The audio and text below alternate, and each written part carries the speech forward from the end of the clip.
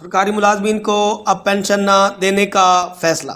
नई रजा कराना pension scheme लाने की तैयारी, आईएमएफ की एक और शर्त पूरी होने वाली है। बिस्मिल्लाहिर्रहमानिर्रहीम। अस्सलाम वालेकुम वीवर, आप देख रहे हैं रमज़ान शीना मनकेरा यूट्यूब चैनल। नए भर्ती होने वाले मुलाजमीन को सरकारी ख़जाने से पेंशन न देने की तजवीज़ तैयार। जबकि पहले वाले मुलाजमीन को पेंशन मिलती रहेगी, इसमें भी पेंशन रिफॉर्म्स लाई जा रही हैं। यानी हुकूमत ज़्यादा पेंशन देने की बजाय कम पेंशन देने का सोच रही है। सरकारी मुलाजमीन को पेंशन ना देने की स्कीम से सरकारी ख़जाने से पेंशन का बोझ ख़त्म होगा। ये स्कीम आईएमएफ के मुतालबे पर तैयार कर ली गई है। आईएमएफ अब नई शरह सामने ला रहा है।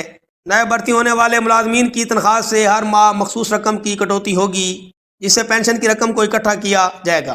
पेंशन फंड में यह रकम दी जाएगी, इतनी ही रकम सरकारी इदारा खुद अपनी तरफ से भी शामिल करेगा। ये मजमूई रकम निजी इदारों में इन्वेस्ट की जाएगी, फिर इसका मुनाफा पेंशन फंड में जमा होगा।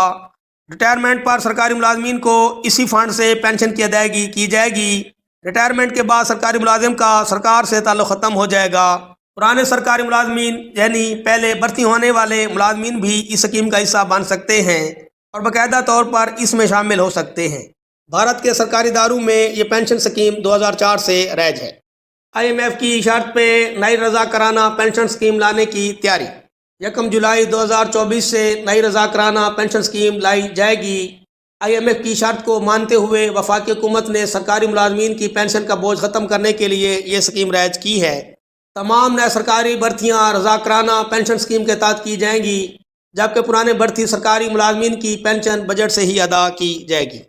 ये scheme securities and exchange commission ने तैयार की है।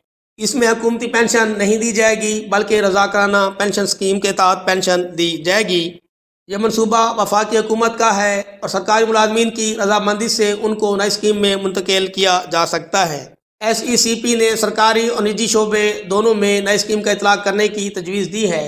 निजी शोबे इस वक्त मुलाजमीन को प्रोविडेंट फंड या ग्रेजुएटी की सहूलत फराहम कर रहे हैं। SECP की तजवीज़ है कि निजी शोबा मुलाजमीन को सिर्फ रज़ा कराना पेंशन स्कीम दे।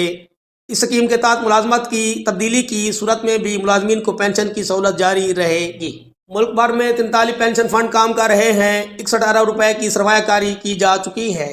वाज़ेह है कि खैबर पख्तूनख्वा हुकूमत ने सबसे पहले 2 साल कबल पेंशन फंड में सरमायाकारी की और इस वक्त सूबाई हुकूमत के मुलाजमीन के 21 पेंशन फंड काम कर रहे हैं। पंजाब हुकूमत भी मुलाजमीन के लिए ये रज़ा कराना स्कीम शुरू करना चाहती है।